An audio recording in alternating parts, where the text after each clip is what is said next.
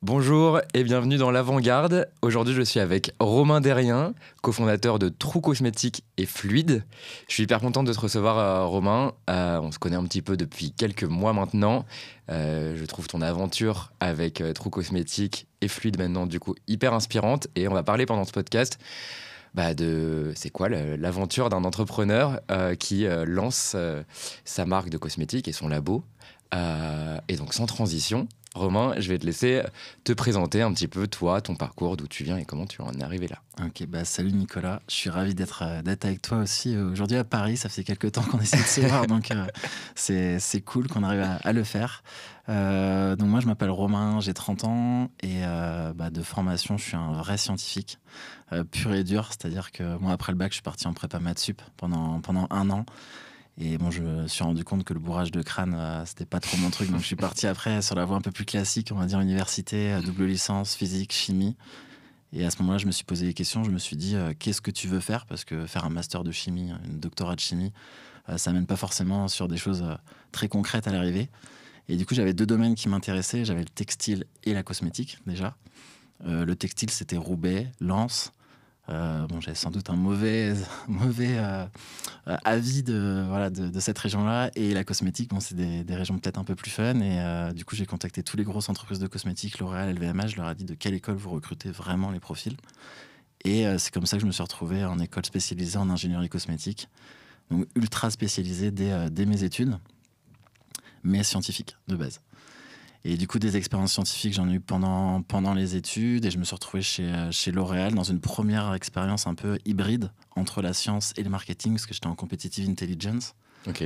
Donc là, c'était vraiment analyser le marché, comprendre comment les concurrents, dans quelle direction les concurrents vont, avoir un temps d'avance toujours sur la concurrence. Là, c'était vraiment la première expérience un peu hybride. Et suite à ça, j'ai un ancien de mes maîtres de stage qui était devenu ami, qui m'a proposé d'aller monter un laboratoire aux États-Unis pour un gros groupe français. Donc je suis parti 1 an et demi aux États-Unis, j'ai monté le laboratoire, donc ça m'a formé aussi pour vraiment le management d'équipe. J'avais 23-24 ans. Donc, le management d'une équipe, le monter un laboratoire from scratch, du coup hyper intéressant. Et pendant cette année-là, en fait, il y a mon associé qui était avec moi à l'école, qui m'a dit, écoute, est-ce qu'on ne se ferait pas plaisir? Est-ce qu'on a 25 ans, est-ce qu'on ne lancerait pas quelque chose? Et moi, sur le moment, je lui ai dit, t'es fou. J'ai pas d'argent de côté, je suis aux États-Unis, je suis loin, comment on va gérer ça? Il m'a dit, en fait, si t'attends le bon moment, il arrivera jamais. Et en fait, il est complètement raison. Et moi, je lui ai dit, si on lance quelque chose en cosmétique, il nous faut un labo. Parce que je veux pas faire de la sous-traitance, on est des scientifiques de base, il nous faut un labo, il nous faut une unité de production. Je lui ai dit, si on trouve dans les 3-4 prochains mois cette unité de production, écoute, on se lance. Et on a trouvé. Au début, c'était un labo de 13 mètres carrés. Donc, un appart parisien, on avait notre bureau, notre labo, c'était un peu très artisanal. Dingue. Et on s'est lancé comme ça en septembre-octobre 2018. Donc ça, c'était les tout débuts avec notre première marque qui s'appelait Défi Cosmétique à l'époque. Feu Défi Cosmétique. Parce que comme tout entrepreneur, quand on se lance, on a fait les bêtises qu'il fallait faire. On était sur un principe de co-création à l'époque avec des influenceurs. Mhm. Donc déjà, le co-branding, la co-création qui était dans les bacs. Et finalement, on allait faire des co-créations avec, par exemple, Juliette Kitsch, qui est sur Rennes, qui a 30-40 000 abonnés, ce qui est très bien. Mais faire un produit dédié à un influenceur de petite communauté comme ça, c'était pas rentable. Ce modèle n'était pas rentable. Et surtout, on faisait plein de produits. On avait lancé à l'époque une trentaine de produits. Mais il n'y avait pas de logique marketing derrière. Il n'y avait pas de logique de gamme. Et du coup, il n'y a aucun magasin qui voulait rentrer nos produits parce qu'ils étaient tous individuellement très bons. Mais ensemble, ça allait pas. Mm. Et on s'est rendu compte de ça en faisant un salon, tout simplement. On a exposé tous nos produits sur l'étagère. On a pris 3 mètres de recul et on s'est dit mince, ça va pas du tout. Il n'y a aucune cohérence, etc. Donc là, on est reparti à zéro. Et c'est à partir de là qu'en plus, le Covid est arrivé. Du coup, on a eu le temps de construire, de penser True Cosmétiques, qui est né du coup en novembre 2020. Et à ce moment-là, on s'est dit, on refait pas les mêmes bêtises. On a vu un coach avec mon associé. Et le coach nous a dit, écoutez, là, si vous continuez comme ça, vous allez dans le mur, parce que vous faites tous les deux de la science. C'est bien, mais à un moment, il faut vendre les produits. Mhm. Et on a fait un bilan de compétences. Et clairement, mon associé, c'est le pur scientifique, laboratoire à fond. Et moi, j'avais plus des compétences, sans doute, pour gérer cette partie marketing et commerciale. Et du coup, c'est comme ça que qu'on a séparé complètement les activités. Et aujourd'hui, on a mon associé qui gère l'atelier de production, la partie R&D, la qualité, le réglementaire. Et du coup, moi qui gère la partie commerciale et marketing. Donc, c'est comme ça que j'en suis arrivé aujourd'hui à Hyper complémentaire, du coup. faire ça. Hyper complémentaire. Alors, pas au début, mais aujourd'hui, oui, très complémentaire. Trop bien. Et avant que tu nous pitches un peu ce qui est True Cosmétique et ce qui est Fluide, vous aviez toute cette gamme de produits. Qu'est-ce qui a fait que le baume à lèvres s'est imposé? Ça, c'est une très bonne question. En fait, dans toute la gamme de produits qu'on avait, on avait des baumes à lèvres. Et c'est les produits qui fonctionnaient le mieux. Il y avait un vrai besoin de baume à lèvres. Et en faisant une analyse de marché, il y avait très peu de gamme large de baume à lèvres. C'est-à-dire, on va avoir Labello en grande surface. On va avoir quelques marques qui vont avoir un baume à lèvres, 2 baumes à lèvres. Mais les grosses gammes de baume à lèvres, c'était que des marques américaines. Donc, pour les citer, Euro, Poppy & Pout et Crazy Rumors, qui sont nos 3 concurrents. Et on s'est dit, il y a quelque chose à faire en France, déjà. Et aussi sur du 100% naturel, éco-responsable, pousser la démarche le plus loin possible en faisant des analyses de cycle de vie sur chacun des produits, mais tout en gardant un univers pop, fun, coloré.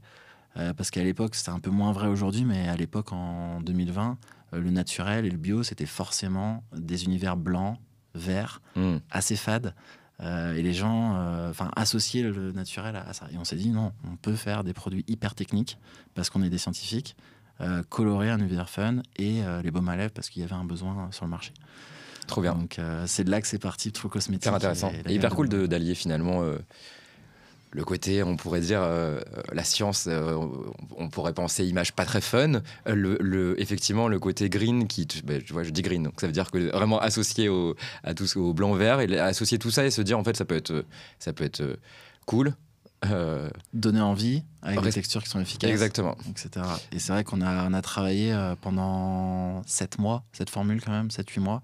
On a fait 168 essais, je crois que c'est. Putain. Et mon associé est encore plus perfectionniste que moi. C'est vraiment, tant que c'est pas parfait, on lancera pas. Et moi, j'étais, au bout d'un moment, il faut qu'on lance, quoi. Et en rentrant dans un salon, on a croisé l'ancienne directrice R&D de chez Clarins, qui nous a donné un petit conseil sous la table, qui nous a dit, il y a cette techno que tu as utilisée dans les années 60 qui a complètement été perdue de vue depuis les années 60, parce qu'il y a plein d'innovations qui sont arrivées entre-temps. Et on est rentré au labo, on a essayé, on a mis à notre sauce, on a fait plein de tests d'efficacité. Et en fait, c'était magique. C'est-à-dire qu'aujourd'hui, on a l'efficacité presque du pétrole en étant 100% naturel. Et on est les seuls quasiment sur le marché à avoir cette techno de baume. Donc, c'est ce qui nous démarre vraiment de la concurrence, c'est l'efficacité aussi. Et on est sur du testé, c'est approuvé à 90% sur les baumes. Et en plus, c'est votre labo, vous maîtrisez du coup exactement ce que vous faites. Exactement. Donc, hyper chouette. Avant que on passe en revue toute cette aventure entrepreneuriale, est-ce que tu peux nous pitcher, pour ceux qui connaissent pas, ce qui est True Cosmétique et ce qui est Fluide? Ouais. Donc c'est vrai qu'on a 2 activités un petit peu distinctes. Donc True Cosmétique, c'est notre marque propre. Donc le but, c'est de faire des produits qui sont 100% naturels, vegan, efficaces, objectifs en termes d'efficacité sur chacun des produits. Et le petit produit de poche qu'on peut emporter partout. Donc c'est pour ça on va avoir une gamme de 10 baumes à lèvres, avec des baumes de nuit, des baumes teintés, des baumes de jour, des crèmes pour les mains, des bébés crèmes. On a des produits assez variés, mais c'est vraiment notre gamme de baumes qui est le plus important. Là, on est les meilleurs, tout simplement. Et en fait, pour True, on s'est équipé petit à petit notre unité de production. Donc au début, on était très artisanal, puis un petit peu moins artisanal. Puis après, on est devenu vraiment industriel avec une machine qui est capable de faire jusqu'à 2000-2500 tubes par heure. Et du coup, on s'est dit, on ne vend pas encore 2500 tubes par heure sur True. Donc, comment on peut optimiser cette machine, la main-d'œuvre, etc. Et du coup, on s'est dit, on va produire pour les autres. Et c'est comme ça que Fluide est né. Donc, on a essayé pendant 6 mois de faire de la marque blanche avant Fluide, et en fait on n'arrivait pas, les gens étaient un petit peu perdus parce qu'ils pouvaient s'attacher à rien en fait de concret. Et un jour j'ai dit à l'équipe, écoutez, demain il faut qu'on ait un nom, un univers visuel, donc là intelligence artificielle, merci, on n'est pas passé par une agence de com pour l'occasion.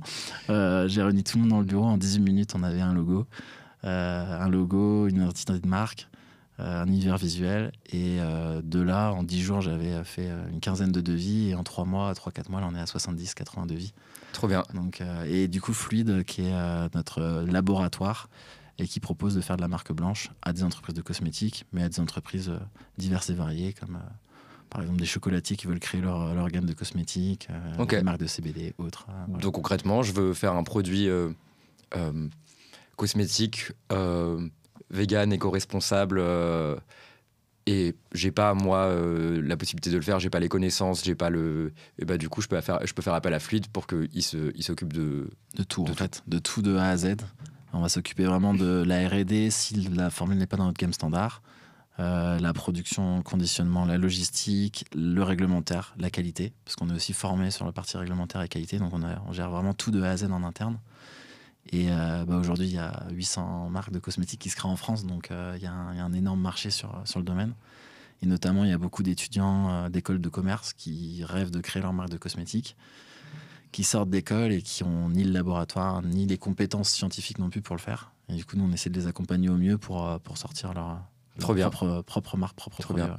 Et est-ce que quand on produit pour les autres, on n'a pas peur de créer plein de marques concurrentes qui ont le même savoir-faire? C'était un gros débat avec mon associé. J'étais plus pour le faire très très vite, la marque blanche et la sous-traitance. Et lui voulait garder notre bébé un petit peu, nos formules. Ouais, c'est dur, on Et- se sépare un peu de son... Exactement, mais en fait, justement, c'est que le marché de la cosmétique, il est tellement gros. On va pas vendre à une marque les baumes, une marque qui est présente chez les mêmes revendeurs que nous. Par contre, une marque qui est dans un autre pays, sur des autres marchés, il n'y a pas de souci, même s'il y a la même techno. C'est pas grave, j'ai envie de dire, vaut mieux. De toute façon, si c'est pas nous qui le faisons, quelqu'un d'autre le fera pour nous. Ouais, Donc c'est clair. c'est le discours que j'ai auprès de mon associé sur ça, c'est que je préfère que ce soit nous qui le faisons et on a la techno, on a la Et si différenciation. ça peut servir à faire en sorte que la plupart des marques de cosmétiques qui naissent ont des produits de qualité, responsables, qui sont sourcés en plus en France, bon bah... Exactement, ouais. J'ai envie de dire, c'est une bonne action, ouais. Ouais, tout à fait. En Puis plus. c'est vrai que nous, le sourcing local, on essaie de le faire au maximum. On a jusqu'à 92% d'ingrédients sourcés en France sur les produits. Ce qui est un vrai enjeu en cosmétique, parce qu'on a du retard sur beaucoup de domaines sur le sujet. Trop bien. Parlons du coup de ce moment où finalement vous lancez True Cosmétique. Comment en fait on fait au début très concrètement pour commencer à faire ses premières ventes en fait, commencer à juste faire passer le chiffre d'affaires de 0 à un peu. Ouais. C'est quoi les premiers pas de l'aventure pour aller faire de l'acquisition finalement? Le premier pas de l'aventure, donc nous, on s'est dit, on va se lancer sur le B2B2C, donc Ouais. essayer d'aller chercher des revendeurs, c'est ce qui nous paraissait le plus simple. Et au début, on a une vision qui n'est plus du tout celle aujourd'hui, mais c'était que notre produit était fait pour la pharmacie. Ok. Vraiment pour la pharmacie. Et moi, je venais du coup de commencer à faire du commerce et du marketing, donc je n'étais pas encore formé, donc on s'est dit, on va passer par des agents commerciaux.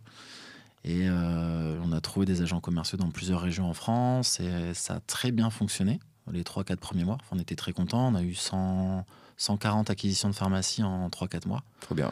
Plutôt bien, des paniers moyens assez faibles, autour de 200 euros, mais on était contents. Et en fait, on s'est aperçu qu'on avait très peu de réassorts en pharmacie, parce que c'est un domaine très particulier qui demande d'avoir de la force terrain, des commerciaux dans chaque région qui passent tout le temps. Et à ce moment-là, c'était le début en fait des plateformes de mise en relation entre les marques et les magasins comme Encore Store en France. Mhm. Et Encore Store était déjà présent sur le marché, donc on est allé sur Encore Store, mais il n'y a pas eu un boom tout de suite quand on est arrivé sur la plateforme. Et la chance qu'on a eue, c'est qu'il y a une plateforme américaine qui s'appelle Faire, qui existait depuis une dizaine d'années et qui s'est lancée en Europe juste au moment où nous, on a eu ce besoin de trouver des revendeurs, des concept stores, etc. Et du coup, on était une des premières marques européennes à aller sur Faire. Et ils nous ont un peu pris comme leur égérie européenne, en fait. Trop bien, putain. Ils nous ont dit, OK, on mise sur vous, on vous met en avant. Donc, ils nous ont mis en avant sur toutes les catégories. On a eu une acquisition folle via Faire. Et du coup, ça nous a ouvert le marché américain. Parce qu'ils se lançaient en France. Donc, ils avaient des offres agressives en France qui nous permettaient de rentrer dans les magasins. Et aux États-Unis, on était bien placés sur leur moteur de recherche. Donc, on vendait aux États-Unis. Et en plus, ils nous ont dit, si vous voulez être apporteur d'affaires, tous les marques que vous nous ramenez, en fait, on vous donne une prime, quoi. Et en fait, la première année, ça nous a permis de nous développer très, très, très vite grâce à cette plateforme, juste en travaillant intelligemment, en les mettant en avant auprès de nos partenaires, etc. Et puis eux, ils nous mettaient en avant. Et on a fait une acquisition en un an on était à 450 revendeurs en un an. Donc Avec, 450 revendeurs partagés entre États-Unis et France. Ou principalement. On avait 2 marchés principaux. On avait des petites one-shot, on va dire, en Slovénie. Mais on va dire qu'on avait 300 revendeurs en France, 120, une centaine aux États-Unis et le reste partagé sur les autres pays. À la fin de la première année, quoi. Donc ça, c'était vraiment... Et en plus, on s'est aperçu qu'on avait un réassort qui était à plus de 70% sur les concept stores, les magasins spécialisés, alors qu'il était à 15-18% sur les pharmacies. Donc du coup, toute l'énergie, on l'a mis, Trop bien. on l'a mis sur ces magasins-là, qui a parfaitement fonctionné, cette stratégie, jusqu'à, je dirais, jusqu'à mars-avril 2022. On a commencé à avoir un recul du marché français quand même, c'est à partir de ce moment-là, et là, un peu plus tard, du marché américain. Donc on s'est dit, il faut penser différemment. Plus, ça a été associé au fait qu'on arrive à 600, 650 revendeurs, et que jusqu'à 500, 600 revendeurs, on peut le gérer un peu de façon... Organique. Ouais, organique. Et puis, tu sais, tu le sens comme tu le sens. Tu rappelles un client ce que tu sens qu'il n'a pas commandé depuis un certain temps, mais sans process bien établi, on va dire. Et à partir de 600 revendeurs, on s'est dit, c'est plus gérable. Il faut qu'on sache, via un algorithme, via des data, des données, quand recontacter telle personne parce que son historique avec nous dit qu'il doit recommander à ce moment-là. Et pas appeler dans le vide ou démarcher dans le vide. Et du coup, on a mis en place un logiciel qui s'appelle Fructify. Okay. Qui est un logiciel dédié au B2B2C du coup, et qui a un algorithme qui se base sur tout ton historique de commande globalement, ton type de magasin, etc., et qui va te dire cette personne-là, elle doit repasser commande normalement dans 3 jours pour un montant moyen normalement de 237 €. Il faut le rappeler. Et après, il te met aussi un pourcentage de churn, donc cette personne, tu l'as perdue à 80%, et au bout d'un moment, arrête de perdre de l'énergie à relancer quelqu'un qui est normalement considéré comme perdu. Trop bien, CRM Sales et marketing du B2B, quoi.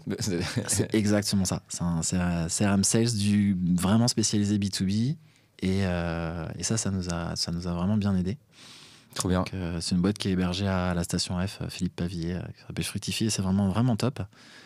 Et sinon, nous, en termes de démarche, que ça, c'était bon. Qu'est-ce qui nous a permis de se booster? Mais nous, on a tout testé. On a testé l'appel à blanc. On a testé le mail personnalisé, le mail automatisé.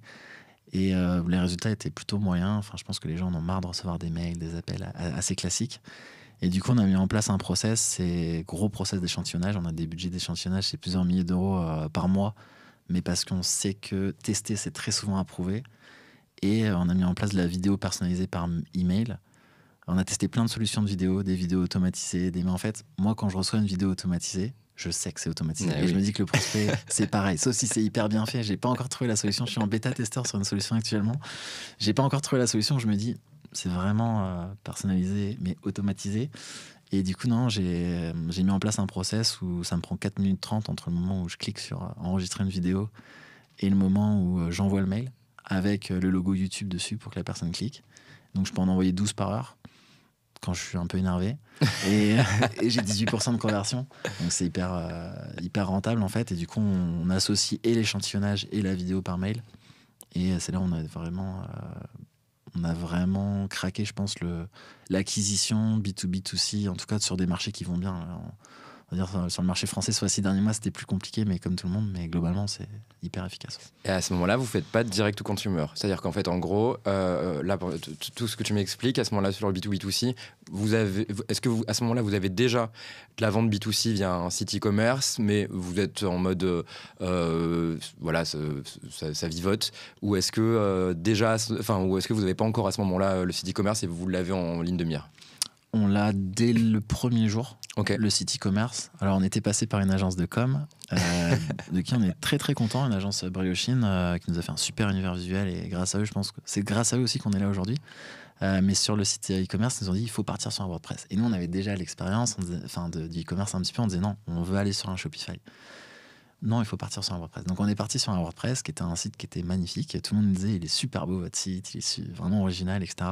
Mais on avait 0,4% de conversion, je crois, sur le site. Donc au bout d'un an, on est passé sur un Shopify qu'on a fait nous-mêmes, mais c'était plus un site vitrine dans le sens où on mettait pas l'énergie pour le développer. On était vraiment sur la stratégie B2B2C.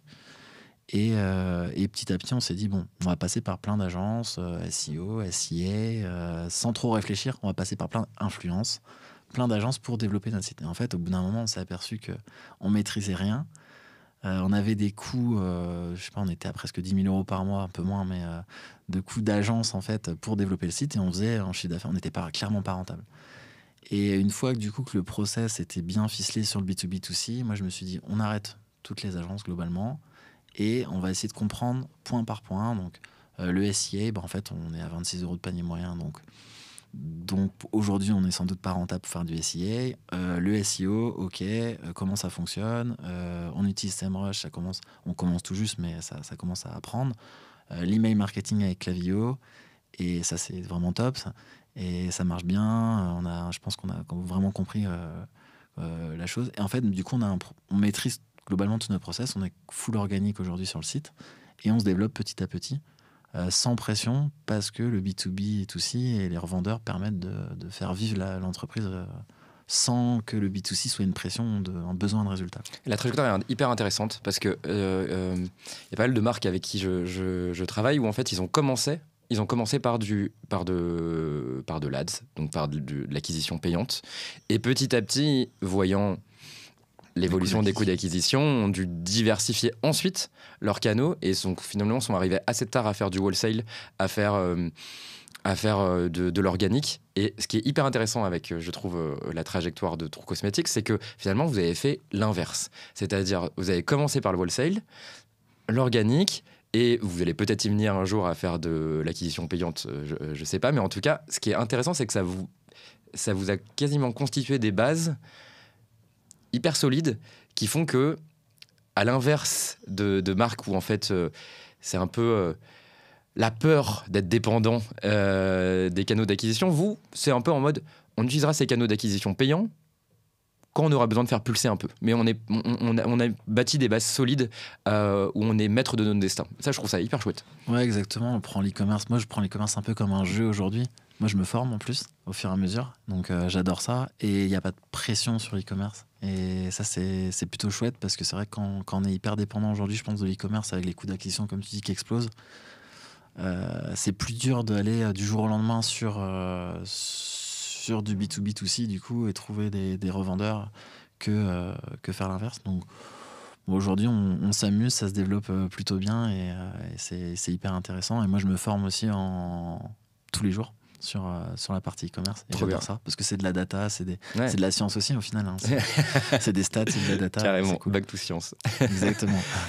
Trop bien. Et si c'est pas indiscret, est-ce qu'on peut savoir un peu le split en termes de chiffre d'affaires sur la partie B2C entre du coup le wholesale, la vente en direct? T'as quoi? T'as 80% de wholesale et 20% de vente en direct? Comment ça se split un peu? On est plus sur du 90-10 en ce moment. On va dire qu'on était il y a encore quelques mois sur du 95-5 et on est plus sur du 90-10. Et on veut tendre petit à petit vers du 50-50, ce serait idéal, mais on en est très loin. Mais ouais, je pense que. Et on va dans le bon sens. Tous les mois, ça progresse. Et on a quasiment plus de charge vu que c'est full organique. Trop bien. Donc ça c'est plutôt cool. Ouais.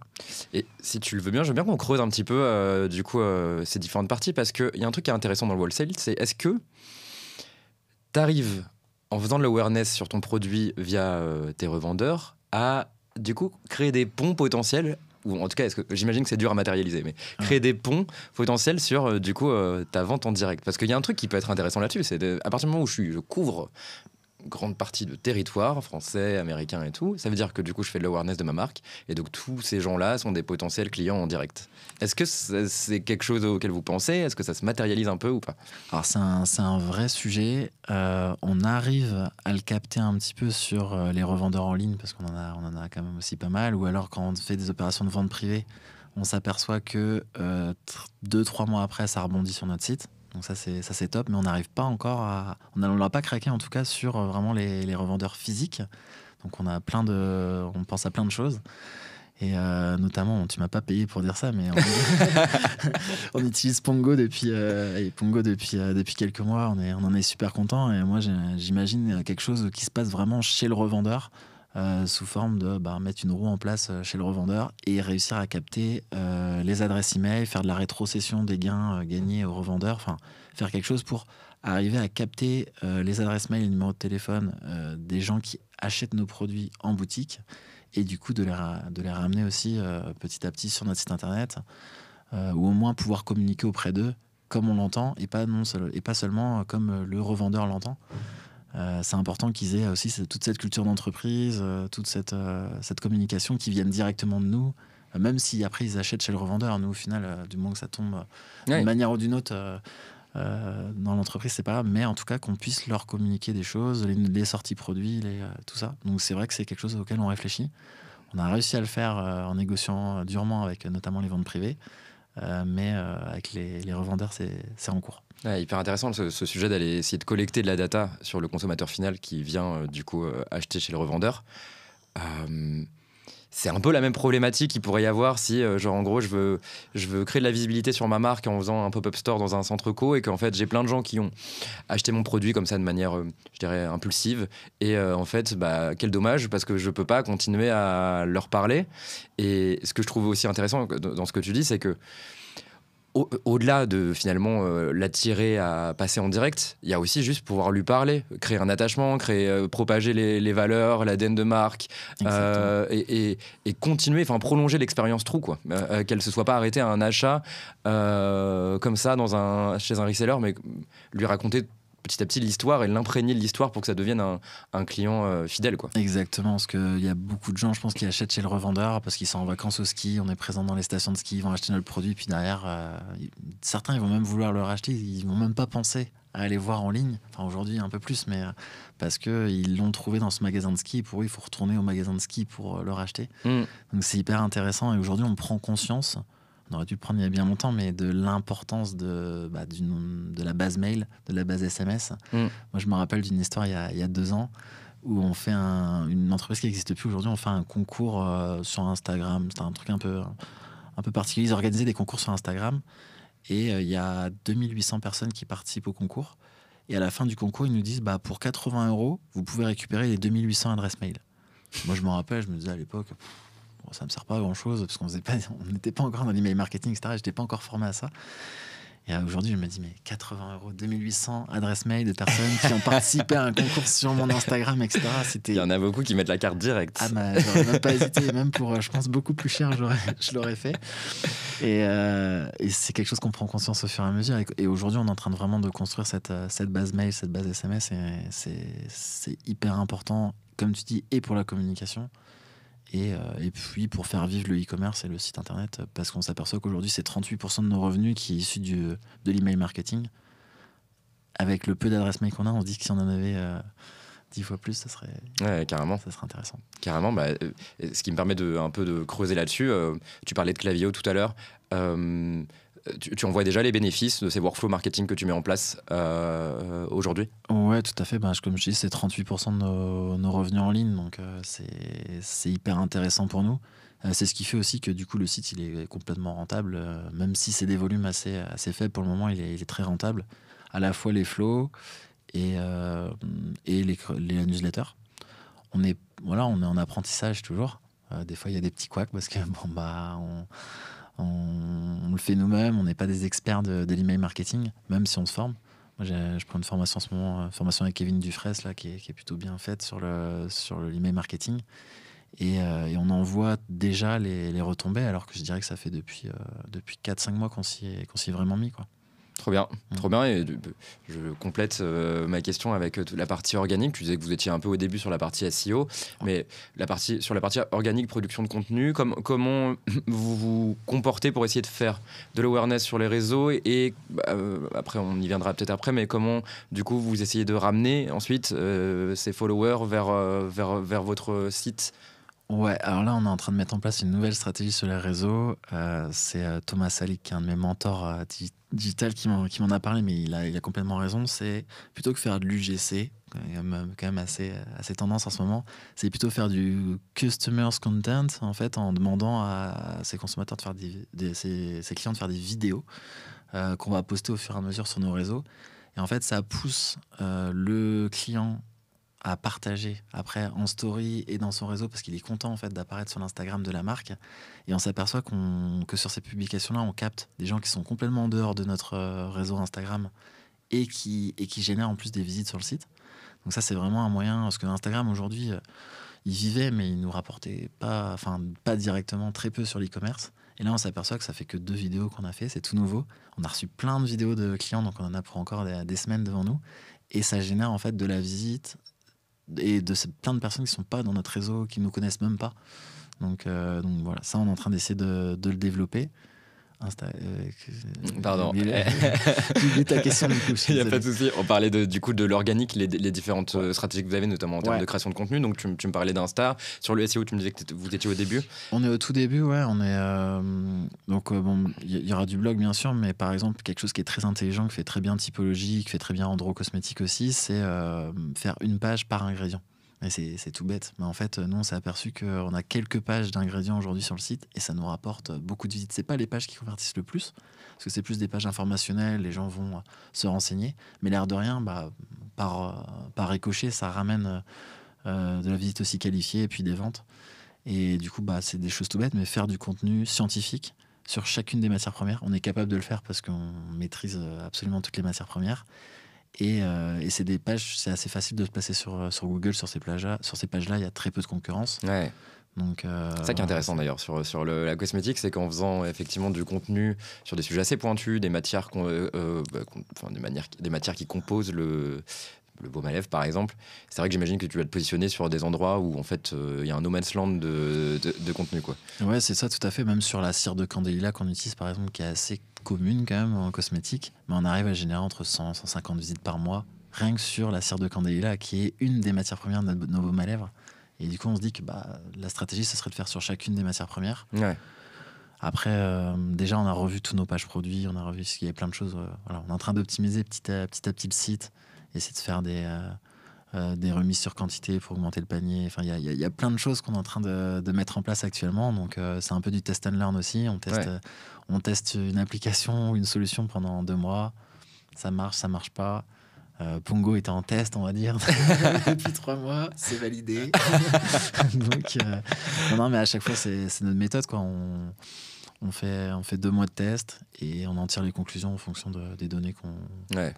Je pense que c'est bien de faire ça, et c'est bien de le faire en plus de manière de faire petit à petit. En fait, si on veut tester, lancer plein de choses en même temps, on perd le suivi qu'on a sur les actions qu'on met en place, et donc du coup on n'est pas capable de savoir exactement ce qui a marché, ce qui n'a pas marché, et on se retrouve avec peut-être ce que vous avez vécu au début, à finalement mettre son sort dans les mains de plein de gens sans rien maîtriser, avec des coûts qu'on maîtrise plus, et se dire en fait j'apprends rien en plus. Ouais, j'apprends rien, puis après tu t'aperçois que j'avais une agence SEO à l'époque qui me faisait payer, il suivait 10 mots-clés. Je payais une fortune pour 10 mots-clés. Aujourd'hui, je me dis, mais 10 mots-clés, il m'en faut 10 000 des mots-clés. C'est pas 10 mots-clés qu'il faut que j'ai ça. Donc, mais c'est des notions que j'avais pas forcément. Et non, voilà, des solutions qu'on met petit à petit. Des fois, on les met que sur une page produit aussi. Ouais. Tout le monde me disait, il faut que vous fassiez de l'abonnement. Il y a une énorme tendance à l'abonnement. Et moi, je leur dis, l'abonnement sur du baume à lèvres, je suis pas sûr. Peut-être, mais je suis pas sûr. Et on l'a testé sur 2 pages produits pendant 3 ou 4 mois. Et en fait, on a eu je crois, une commande sur de l'abonnement. En fait, ça a beau être une tendance, c'est pas adapté à notre business. Ouais, je vois. 2 choses intéressantes sur lesquelles je veux rebondir. La première chose, c'est sur du coup ce que tu essaies de faire avec les témoignages de tes clients pour en faire du contenu. Je trouve hyper intéressant. Je lisais une étude qui disait que 82% de la génération Z ne croit plus aux contenus qui sont produits s'ils se rendent compte que c'est pas des vrais clients au final. Ouais. Donc je pense au besoin d'authenticité, ça marche au-delà du fait que toi ça te fait du reach assez important, ça tamponne la qualité de ton produit auprès de tout le monde. Je trouve ça hyper intéressant. Et comment aussi, donc ce qui vient à ma question d'après, c'est comment tu arrives à toute la partie avis client, qui aujourd'hui sur le e-commerce c'est quand même hyper importante, parce que quand tu es une marque qui est pas connue par tout le monde, tu as besoin de légitimité, tu as besoin d'appuyer que en fait, tu es crédible. Il y a le drop qui est passé avant, qui a du coup cassé un peu la confiance des clients envers le e-commerce. Comment vous arrivez à gérer la génération d'avis? Est-ce que pour l'instant vous le traitez avec du contenu comme ça vidéo?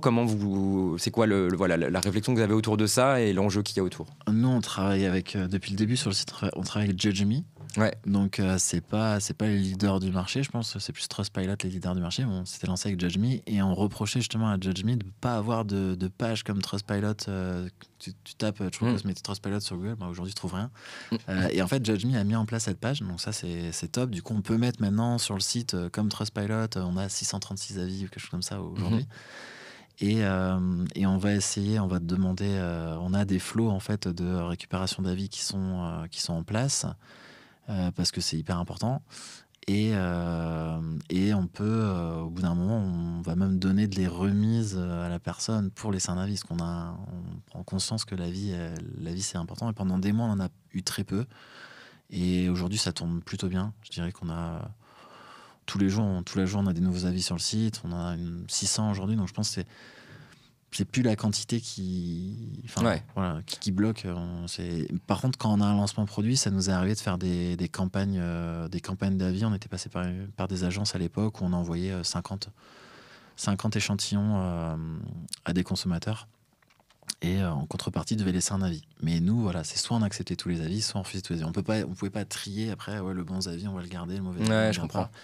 Et ce qui est important de passer par une plateforme qui sécurise ça aussi. Et c'est pour ça qu'on passe par JudgeMe, comme Trustpilot, parce que à partir du moment où tu vas supprimer un avis, tu vas perdre en authenticité et ça se verra directement sur ton site et la note, elle est affichée noir sur blanc. Ouais, carrément. Donc essayer d'être authentique à ce niveau-là, enfin, et pas essayer.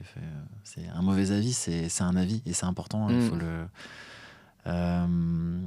je sais qu'il y a des stratégies. Là, j'entendais une stratégie récemment je sais plus si c'est sur même un de tes podcasts, qui disait que pour demander des avis, en demande d'avis, on pouvait demander pour les avis positifs d'aller déposer un avis sur le site et pour les avis négatifs d'écrire au SEO. Je crois que c'était C'était avec Anthony. Je trouvais ça hyper intéressant, hyper intelligent.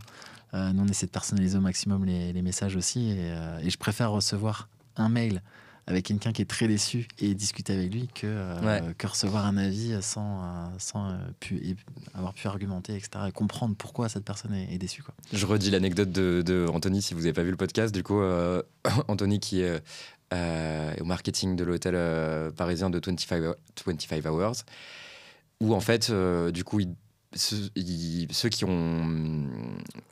Ils demandent du coup à chaque personne qui est passée dans l'hôtel d'évaluer son expérience et s'ils sont contents, ils les invitent à mettre un avis du coup sur une plateforme et s'ils sont pas contents, ils mettent l'email du directeur directement de l'hôtel pour que la personne ait la capacité, si elle a vécu une mauvaise expérience, de parler directement avec la personne en haut de la chaîne.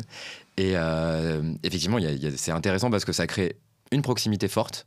Exactement. Et ça montre qu'en fait la marque elle s'en fout pas de la mauvaise expérience. Ça connecte énormément le fondateur aux mauvaises expériences rencontrées, donc en fait ça lui fait se rendre compte de tout ce qu'il peut améliorer et ça fait un espèce de cercle vertueux intéressant. C'est un peu comme Yann aussi, Yann Lemad de Katz, qui disait qu'il s'inspirait beaucoup des plaintes reçues par le Caire chez Katz pour en fait faire de la réassurance sur ses landing pages ou pour du coup améliorer l'ensemble de l'expérience. Je trouve que c'est vraiment hyper cool de miser sur ces avis négatifs pour aussi itérer, quoi. Et puis il n'y a rien de pire, moi je trouve, qu'un avis négatif qui est laissé sans avoir pu échanger parce que des fois c'est juste mon colis n'est pas reçu. Et tu vas le prendre 1 sur 5 sur Google ou sur ton site. Alors qu'en fait, si la personne t'avait contacté directement, que tu avais vu avec elle pourquoi son colis est pas reçu, etc., et tu aurais juste. Puis en compensation, tu mets un petit baume supplémentaire. Tu dis je suis désolé, voilà, il y a eu un problème avec la poste, c'est pas grave, ça arrive. Ouais. Et en fait, tu changes complètement la vie de la personne sur son expérience client.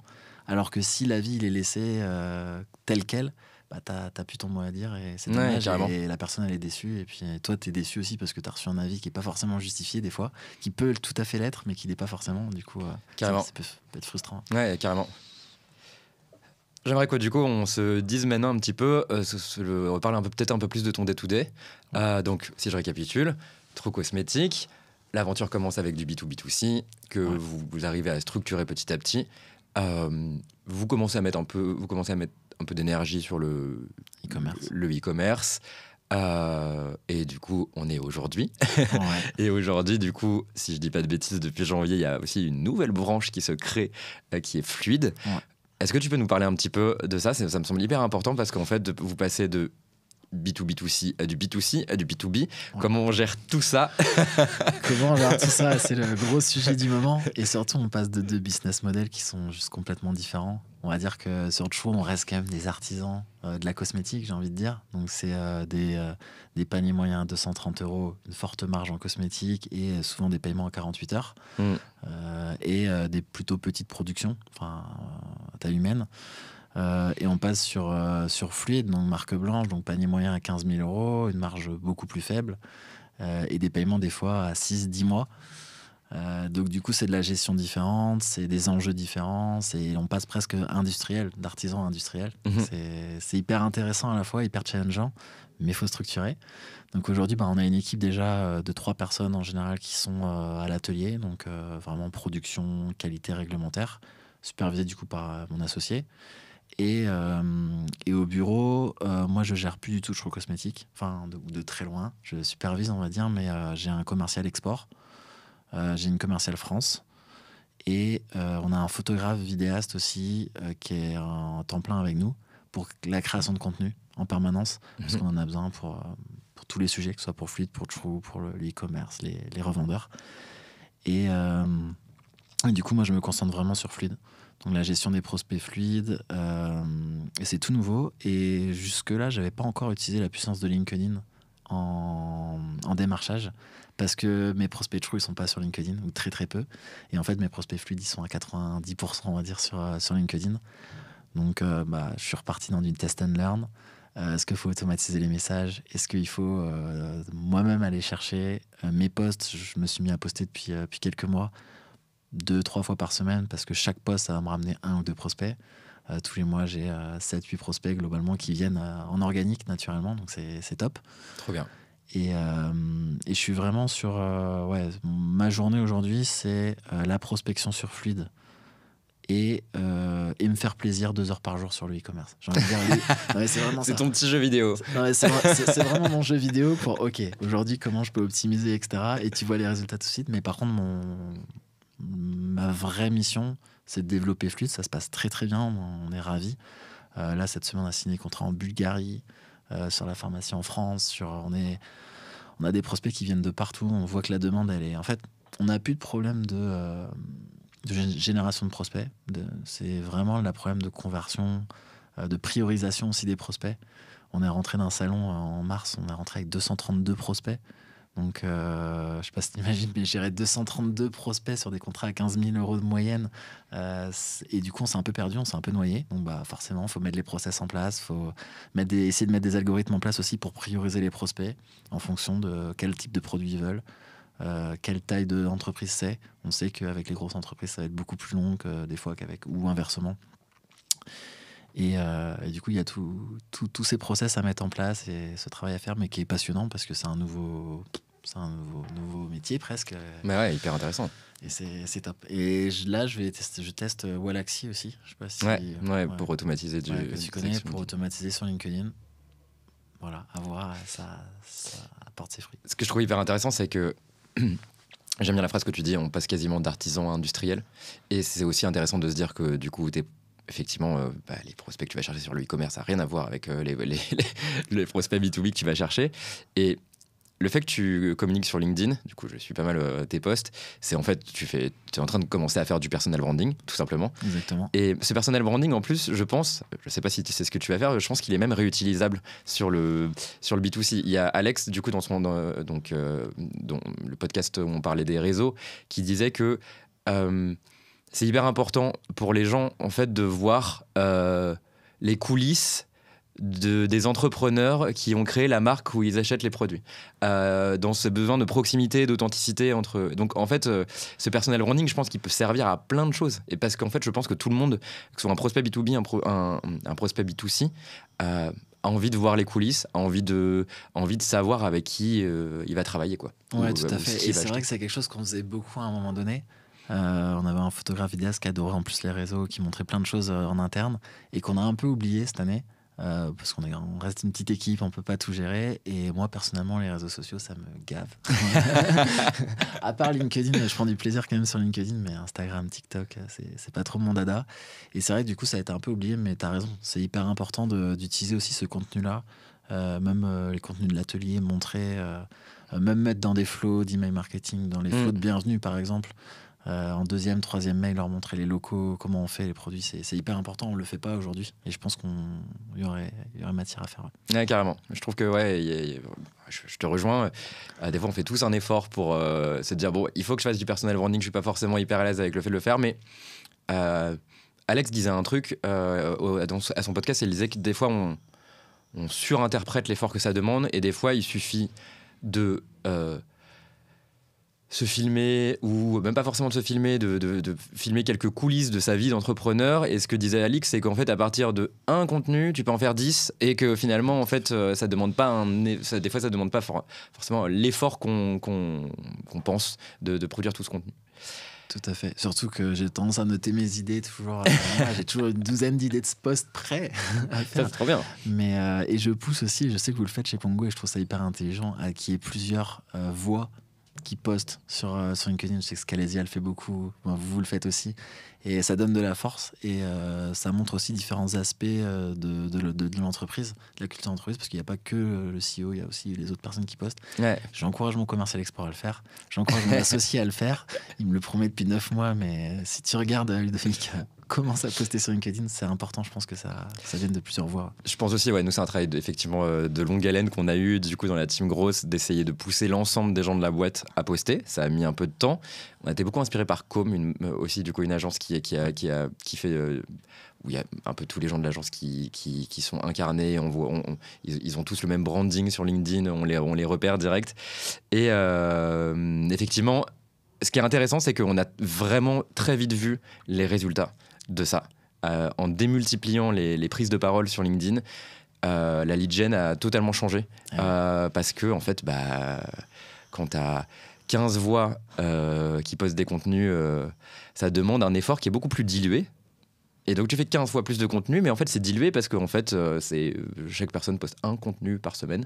C'est pas énorme, mais ça permet quand t'es nombreux de faire vraiment du volume, quoi. C'est hyper important pour faire du volume, et puis chaque personne a quelque chose à dire. Ouais, et en plus. Je vois mon commercial export, il y a 100% de ses prospects qui parlent anglais, par exemple. Ouais. Et sauf que tous mes posts ils sont en français.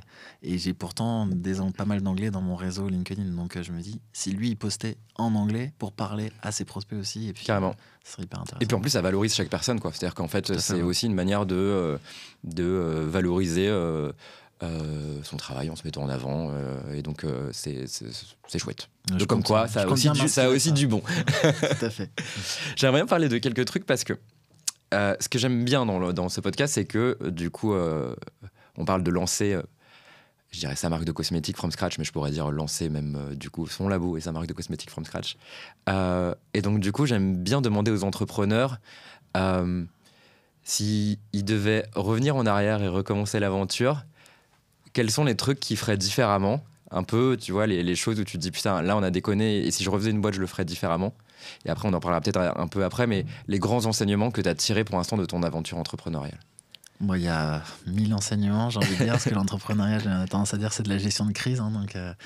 Mais ça rejoint un des posts que j'ai fait, je crois, cette semaine sur LinkedIn. C'est premièrement le site internet, je pense. Faites votre premier site internet tout seul sur Shopify, parce que je pense que c'est le meilleur moyen d'apprendre et de maîtriser tous les process, tous les aspects du site internet. Et j'en parlais avec une marque cosmétique bretonne, pas plus tard qu'il y a 2 jours, qui s'est mordu les doigts aussi de le faire avec une agence de com, à payer très très cher un site internet très beau, mais qui convertit pas. Donc vraiment, l'enseignement, c'est dès le début. J'aurais aimé en fait faire moi-même toute cette partie-là. Et globalement, c'est passer moins de temps. On passe plein de temps sur des choses qui sont insignifiantes en fait. Et l'important, c'est surtout dans les premiers mois de lancement de l'entreprise, c'est juste de charbonner, quoi. C'est d'aller, de se mettre en mode machine, de trouver un process qui est rentable, qui fonctionne avec un beau taux de conversion, et de se mettre en mode machine et oublier un petit peu toutes les petites tâches à côté qui vont venir polluer, qui vont venir où on en discute souvent avec mon associé, on se dit mais qu'est-ce qu'on s'emmerdait à faire telle petite tâche qui nous prenait 1 heure par semaine, 2 heures par semaine et qui finalement ne nous rapportait rien, ou tu vois, d'avoir le post parfait sur les réseaux sociaux, mais du coup qui fait moins authentique. Aujourd'hui, moi, je demande de l'authenticité, et certaines personnes qui m'envoient les vidéos, ce que t'en parlais, tu vois, les vidéos des clients, ils me disent « Ah ouais, mais j'aimerais bien la reprendre parce que je la trouve pas. » Et je dis « Elle est parfaite, ta vidéo. Elle est parfaite parce qu'elle elle est authentique, elle est imparfaite justement en tant qu'authentique. Et c'est vrai que c'est cette volonté au début de vouloir tout faire parfait, tout contrôler. Non. Le but, c'est dans les premiers mois, il faut... Quick and dirty. Ouais, quick. C'est ça. Et faire du volume, charbonner parce que c'est déterminant. Et moi, je vois, j'accompagne certaines même jeunes entreprises cosmétiques aujourd'hui qui se lancent. On est toujours jeunes, nous, mais bon, il y a des encore plus jeunes que nous. Et faire plein de stratégies, La strat, c'est bien une fois que voilà, t'as ta base clientèle, mais au début, il faut construire cette base clientèle d'une façon ou d'une autre. Et là, je pense que au début, c'est vraiment de l'action. Avant la stratégie, il faut faire de l'action. C'est plus l'action qui amène la stratégie que l'inverse, quoi. Ouais, c'est-à-dire faire plein de choses, même des choses qu'on sait pas faire. Échouer, comprendre, refaire, etc., plutôt que du coup essayer d'intellectualiser les choses à mort et finalement la masturbation intellectuelle, comme on dit, au bout d'un moment, ça a ses limites. Je pense que c'est hyper important dans une boîte qui est structurée pour mais pas dans une boîte où on est 2, 3, 4, 5 au début et il faut juste charbonner, quoi. Mais qu'est-ce que tu répondrais aux boîtes qui te diraient ok, les gentils Romain, il dit qu'au début il faut tout faire tout seul, mais genre en fait moi j'ai aucune idée de comment on fait un site et j'ai pas les compétences pour, et qu'est-ce que tu répondrais, et j'ai aucune idée de comment on utilise bien Klaviyo parce que c'est pas mon métier de faire très bien de l'email marketing, etc., tu vois, et puis moi j'ai pas la capacité à aller trouver tous les outils comme Pongo qui vont pouvoir m'aider et tout.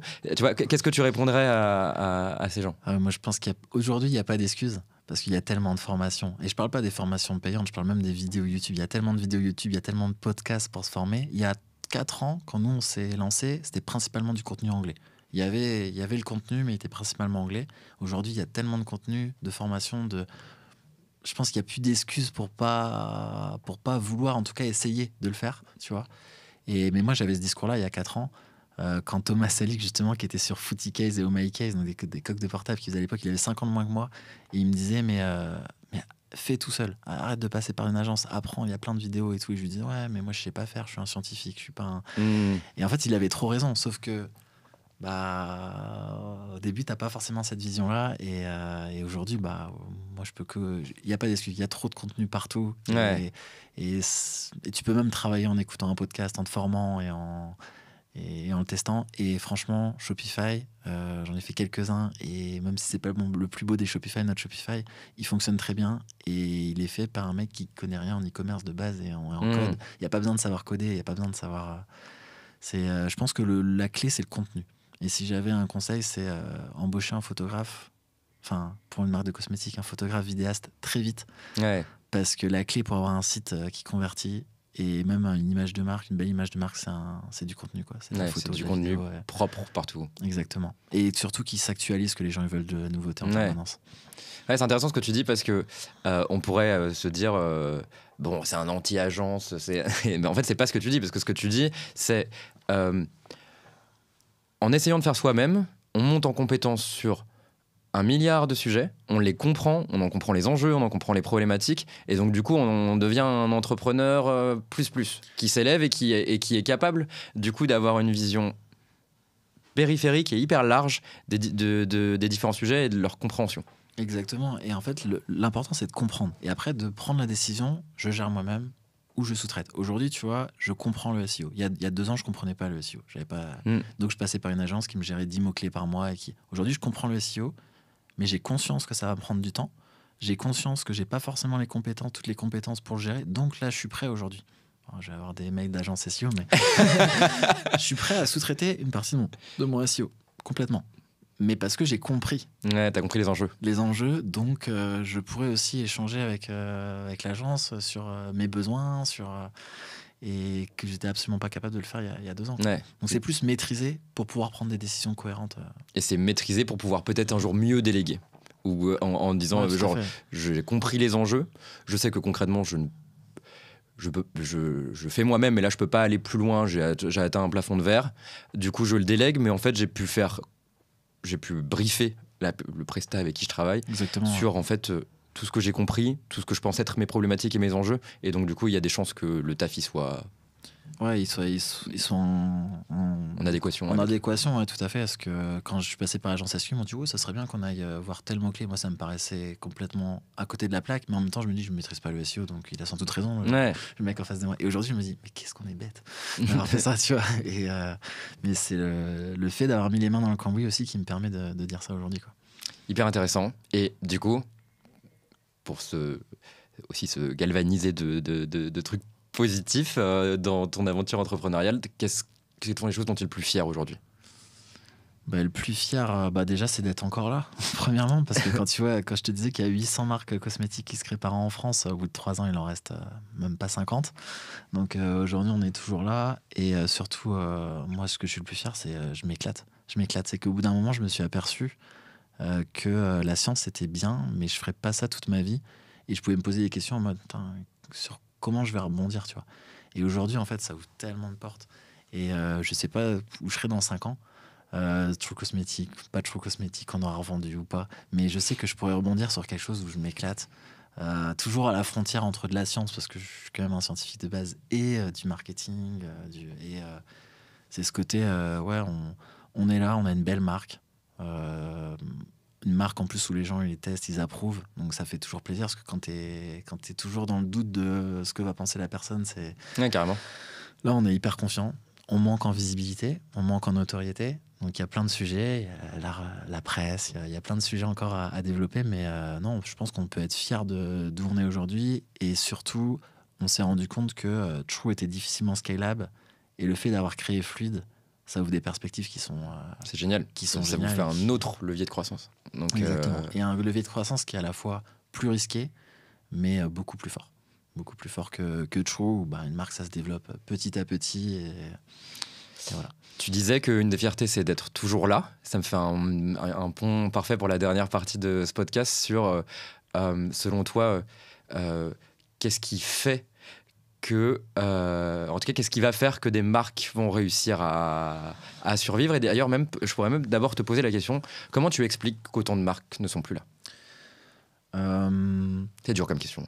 Ouais, non, mais je pense qu'il y a beaucoup de gens déjà qui pensent que c'est facile de créer une marque de cosmétiques parce que les marges sont importantes, parce qu'on est en France et on a l'image du cosmétologue. Dans le monde, en fait, la cosmétique française est hyper réputée. Donc il y a beaucoup de gens qui pensent que c'est facile de créer une marque de cosmétiques. Donc déjà, ça explique, je pense, beaucoup d'échecs au bout de 3 ans, parce que rien n'est facile. Hein. C'est comme dans tous les domaines, entrepreneur, ça s'invente pas. Donc il y a ça. Après, il y a aussi le fait qu'on soit fabricant, c'est un énorme plus. Aujourd'hui, on voit, je ne vais pas en citer, mais des liquidations judiciaires ou des redressements judiciaires, genre on en reçoit tous les semaines, des très très belles marques de cosmétiques, mais le point commun qu'ils ont quand même en général, c'est qu'ils ne sont pas fabricants. Donc le fait d'avoir la maîtrise totale de son process, de la R&D jusqu'à la logistique peut-être pas, mais de la R&D jusqu'à la production au moins, c'est un énorme plus. Déjà parce que ça nous permet d'être réactifs, ça nous permet d'avoir des marges plus importantes aussi. Donc aujourd'hui, les marques qui vivent bien et qui sont dans mon entourage, c'est tous des fabricants quasiment. Donc à la fois la mauvaise vision de ce qu'est être un entrepreneur en cosmétique, qui coule une certaine partie des marques, et l'autre, c'est de ne pas avoir de maîtrise sur ses process et sur ses matières premières, sur les coûts tout simplement. Et du coup, tu réponds à la question qui était aussi de se dire quelles sont, selon toi, les marques de cosmétiques qui vont perdurer. Mais en fait, tu réponds en disant c'est celles qui maîtrisent l'ensemble de la chaîne, peut-être pas toute la chaîne, mais en tout cas la production. C'est soit celle qui maîtrise l'ensemble de la chaîne, ça ne suffit pas, et celle qui se différencie, parce qu'il y a aussi sur les 800 marques de cosmétiques qui se créent par an, il y en a 500 où c'est les mêmes globalement, et d'ailleurs il y en a 500 où c'est le même fabricant quasiment. Enfin, j'ai travaillé dans des très très gros labos sous-traitants par le passé, et ils gèrent peut-être 3000 marques en France. Ouais. Donc il faut réussir à se différencier d'une façon ou d'une autre. Soit par l'efficacité, soit par le produit qui va être vraiment innovant. 900 Care, pourquoi 900 Care ou une bottle marche si bien? Parce que ils ont un concept qui est innovant en cosmétique quand même. Donc vraiment, il faut réussir à se différencier, ce qui est la clé, je pense, aujourd'hui. Et tu penses qu'est-ce qu'il y a un enjeu, on en parlait un peu au début du podcast, est-ce que tu penses qu'il y a un enjeu aussi à se différencier? Est-ce que tu penses que ça va de pair avec rétrécir sa gamme ou de produits pour tu vois, être spécialiste de certains produits, ou tu penses que c'est pas forcément incompatible?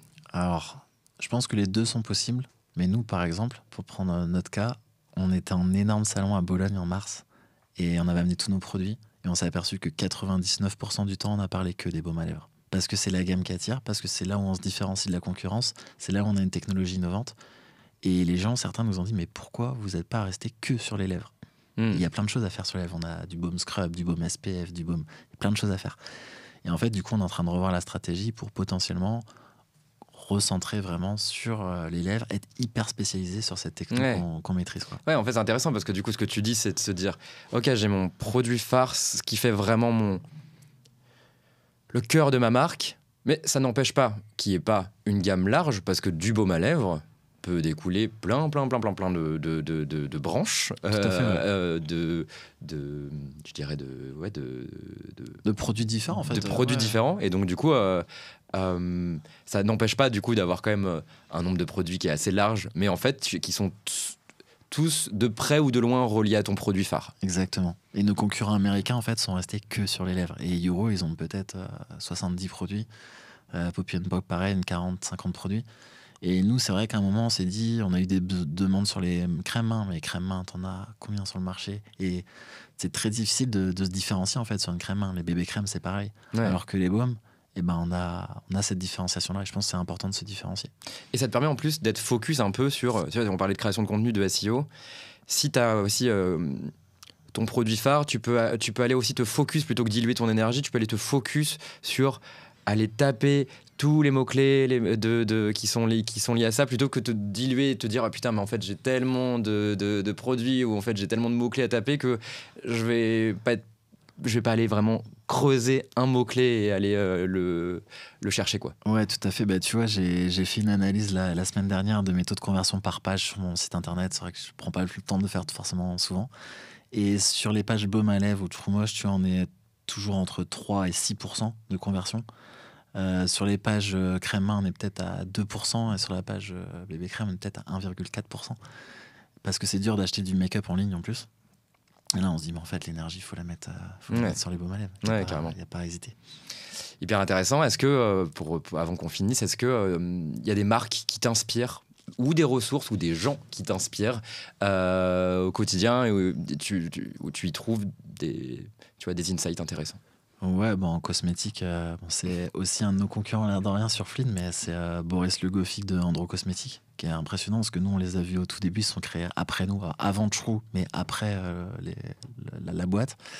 Du coup, on les a vus au tout début, où ils avaient rien à internaliser, ils avaient juste une gamme de produits, leur concept c'était le bio en vert, puis ils ont tout internalisé, la R&D, puis ils ont créé leur usine de production, alors que Boris et Marion, ils viennent du marketing de base, ils n'ont aucune connaissance en sciences. Et aujourd'hui, c'est vraiment impressionnant, quoi, ce qu'ils ont créé à la fois sur la marque propre, sur leur laboratoire de sous-traitance qui s'appelle Calonne. Donc, c'est des concurrents, mais c'est hyper inspirant ce qu'ils font. Et puis, Boris, c'est une machine. C'est vraiment un moteur, quoi. Donc, Andro, je suis, comme je parlais de 900 Care tout à l'heure, être aussi disruptif sur le marché de la cosmétique, c'est difficile. Donc ils ont fait un super travail, c'est inspirant. Et puis après, je suis toujours inspiré par d'autres personnes. Moi, j'ai un post récemment sur Thomas Salic, qui est un mec de l'ombre que personne ne connaît, mais qui est le meilleur entrepreneur que je connaisse, parce que il a réussi à 16 ans à créer sa boîte. Et il a une vision incroyable. Et puis moi, dès que j'ai besoin d'un boost en marketing digital, je lui passe un coup de fil. Il a toujours des solutions, et il a toujours le mindset qui permet de te refocus et de savoir ce qu'il faut faire à quel moment, etc. Voilà. Trop bien. Du coup, meilleure pub pour Thomas. Ouais, c'est ça. Ouais, c'est un mec de l'ombre. Trop bien. Si c'est un mec de l'ombre, encore bien. C'est bien qu'il prenne un peu la lumière. Donc trop cool. Et écoute, Romain, je vais te remercier pour cet échange. C'est hyper cool. Si on veut réagir, discuter, échanger avec toi, on te retrouve sur LinkedIn, Romain Derrien. Si on veut acheter un baume à lèvres, la bébé crème, la crème pour les mains, on va sur truecou.fr, c'est ça? C'est true.fr. True.fr. Ouais, true.fr. Et du coup, si on veut aussi profiter du savoir-faire de Romain et ses équipes pour pour vendre des produits cosmétiques, on peut faire appel à Fluide, c'est bien ça? Exactement. Si on veut créer sa propre gamme de cosmétiques, on peut faire appel à Fluide. Ou si on veut faire de la co-création, du co-branding, on est tout à fait ouvert, nous. Donc si vous avez votre marque de cosmétiques, marque de CBD, vous êtes chocolatier, etc., et que vous voulez faire de la co-création avec une marque de cosmétiques, nous, on est tout à fait ouvert à cette opportunité. Trop bien. Merci beaucoup Romain, et puis à bientôt sur l'Avant-Garde. Merci à toi, Nicolas. À très vite.